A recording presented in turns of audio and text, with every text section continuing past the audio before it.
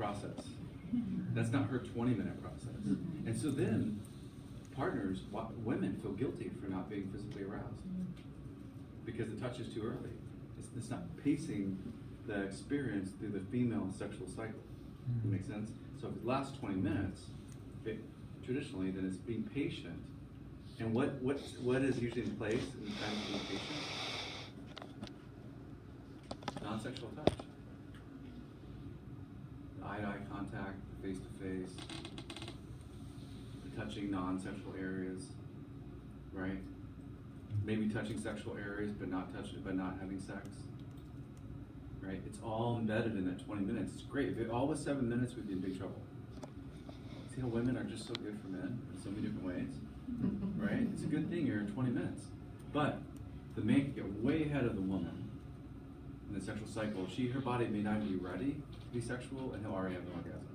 That's why issues of the pain in sex is one of the reasons that the female is not lubricated enough, because they're not further along in their sexual cycle to be lubricated. And so the man gets all aroused and he's lubricated, then he has sex and it hurts because the wife's body's not ready. And so until the wife gets to a certain point in the sexual cycle, is her body actually ready for sex, and which is the most pleasurable. And so it goes back to sensitivity and attunement. Right? Attunement and awareness of the female body and how the female body is responding at any given time. You know, most of the guys I work with that are sexual addicts, they don't even know how to be attuned sexually. They just want to go after every arousal zone as fast as they can. Because it's more about their pleasure than the attunement of what the experience is for their partner. It's great because when it feels good for the partner, it means that you've waited. And you've nurtured other parts of sexuality. And that's what makes it a better experience. Because there's a waiting, and there's an honoring, and there's a listening, and there's a heightened level of attunement. I love this lecture because sex is about attunement. It impacts and increases our capacity to be attuned. If we're exercising attunement in sex, do you think we'll be more attuned in life in general with our partner? Yes, any exercise of attunement increases your overall attunement to everything. And attunement is the key to couple relationships working well. Being aware and sensitive and attuned. So in sexuality, we exercise attunement by even the way that our sexual cycles are different. Okay, so desire, arousal, orgasm, resolution. Okay, so I want to talk about resolution, because this is usually where the problem lies. If you're going to work in sex therapy, my recommendation would be not to work on desire, arousal, orgasm. That's like tater tot therapy. Okay, you're trying to fix something at the point in which it happens, but you have to rule out resolution before you could ever determine whether these other components are a problem. Okay, so here's resolution. Resolution, it may be 3 to 5 minutes to an hour. This is right after sex. It's completely after there's orgasm. There's restabilizing, like recreating, affirming the recently shared intimate moment. In couples that have connected sex, there's 300% more oxytocin produced in connected sex. 300% more. There's always oxytocin in sex because our body just produces it during sex. But in connected sex, the eye to eye, the face to face, the front to front, by the way, produces a lot more oxytocin than back to back. So a lot more oxytocin. And oxytocin is what keeps you present and at peace with your partner following orgasm. You know when oxytocin and when dopamine spikes and then oxytocin keeps you from dropping? I told you about that, right? No? Oh gosh. Okay, so in sex, dopamine spikes.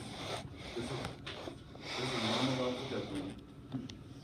After sex, it drops below normal levels. Which, if it's about pleasure and there's no oxytocin to stop the drop, it will continue to drop.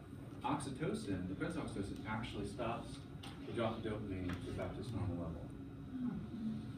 So if you don't have oxytocin present, it will continue to drop, and then you have up to 2 weeks of depression. Yeah, no one told you that, right? Have more sex and be more depressed. Well, what do people do during those 2 weeks? Well, they have to go higher next time because they're habituating themselves, right? And so then it goes back down again. And so with oxytocin, it stops the drop of dopamine, maintains a healthy level of dopamine. Here's the other thing that's really interesting. They took these college students and they they offer them surveys about their sexual experiences, and they define connected sexuality and non-connected sexuality for them, and then they have them monitor the desirability of their partner in sex for pleasure versus sex for connection. Okay, and so the ones that did sex for pleasure, they had them all rate their partners before sex. And so, what do you think people are normally rating their partners at right before sex? Let's get from 1 to 10. 9. Yeah, like 8, 9, and 10. Doesn't matter who you look, like 8, 9, 10. The dopamine is flowing. The anticipation of sex is actually better than sex itself. From a dopamine perspective, the dopamine spikes at a higher level in the anticipation of sex than it is in actual sex. It actually lowers during sex. Okay? So they rated them like 8, 9, or 10. Okay, so those that had sex for pleasure, where do you think the rating went after sex? It dropped by 4 points. Right? So what was a 7 went down to a 3. Right? Those that had sex for connection, how far do you think it dropped? 2 points. Half. Because oxytocin's present. Oxytocin makes the person you're with look better after sex. Without oxytocin, the person looks worse. And if the person looks worse, then you roll over and you find someone else to get you back up to your 10. So the desirability of the partners is heavily weighted on the amount of oxytocin that's present. So this is what you can tell people, right? Go have sex for pleasure, you'll be depressed, and you'll be less attractive. Yeah. The interesting part about that, what you just drew, is that's actually the same thing that happens like with club drugs, like ecstasy and MDMA. Yeah. Those are the same two things. But basically your dopamine spikes all the way Yeah. up, and when you come down, it goes bottom. So you're in a depression for the next couple of weeks. Yeah, that makes sense. Yeah, I mean, dopamine is heroin. It's the same compound as heroin. So heroin will do the same thing to you. So, isn't it awesome that there's a chemical that stops it? Yeah, keeps you leveled out. That's amazing. So you talk about oxytocin sex and dopamine sex. They're both present in sexuality, and desire increases dopamine, but oxytocin maintains sensitivity and connection during sexuality. So cuddling and caressing, we hold each other and fast and intense connected and share surrender. Clean up and come back to bed. Right? No one told you that about the sex talk, right? There's no clean up in the movies. They're already clean. Yeah, they're always clean. They're always perfect. They're always perfect. Yeah. Always clean, no mess. Makeup, hair, they're ready to go. Yeah. You know that kind of roll over and smoke a cigarette? That's non-oxytocin sex. Yeah. Right? It's staying, holding, caressing, talking, affirming each other's desirability after sex is really important. This is part of resolution. Reflection, share thoughts that are connecting, vulnerable. Feedback, start the wheel rolling for the next sexual experience. Right? Talking about your experience, talking about how connected you feel, right? How much in love you are with the person, all that stuff. And non-sexual touch is also part of resolution, which is move into ongoing non-sexual emotional connectedness. What's the best predictor of the next round of sex? Is the resolution. When there's good resolution, it leads to desire, orgasm.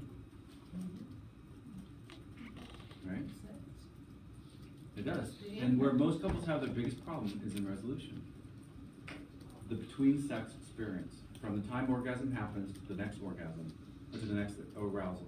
That's where they have, or desire. That's where they have their biggest problem. They don't do well in resolution.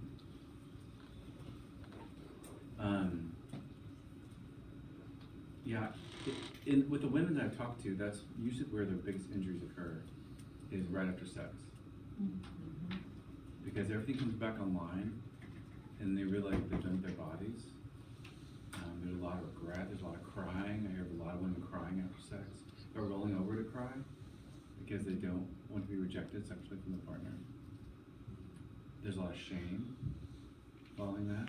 Depends on what the sexual experience is like, but shame can enter in, and that can be a big part. You add shame to resolution, do you think that's going to perpetuate more sex? No. Shame does not promote sex. Shame means what does shame trigger? Shame triggers hide and defend.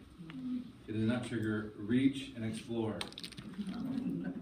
Right? So sex embedded with shame is going to produce low libido for sure. And so that's why the sexual experience is important. That's not a shaming experience. Any dehumanizing that goes on in sex will lead one person to shame, and that person who's ashamed will be lowered in libido to be sexual again. Okay. Alright, so I was going to have you guys go to sexual desire disorder, sexual arousal, and sexual orgasms. I'm going to have you look that up on your own. They're in the DSM.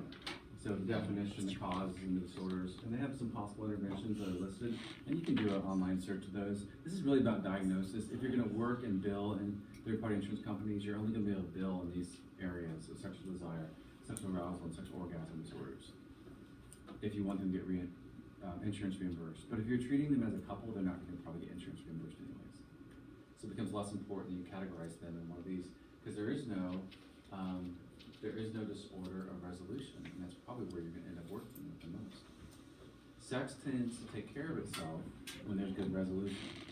A lot of the problems of sex, a lot of complaints of sexuality, tend to take care of themselves when you nurture good resolution. So when the couple's talking about, and I'll ask them that question, I'll say, so after sex, what happens? And they'll say, well, what do you mean? They think they're in there for sex therapy, right? And I'll say, what happens from the time you have sex to the time you have sex again?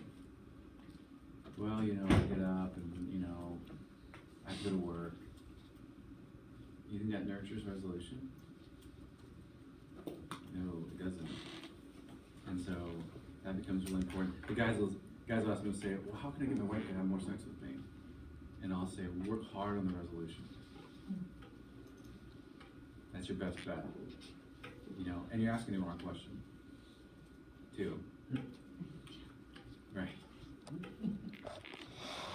All the girls in here are like, You guys are like, I thought it was a good question. Okay, we'll skip through these.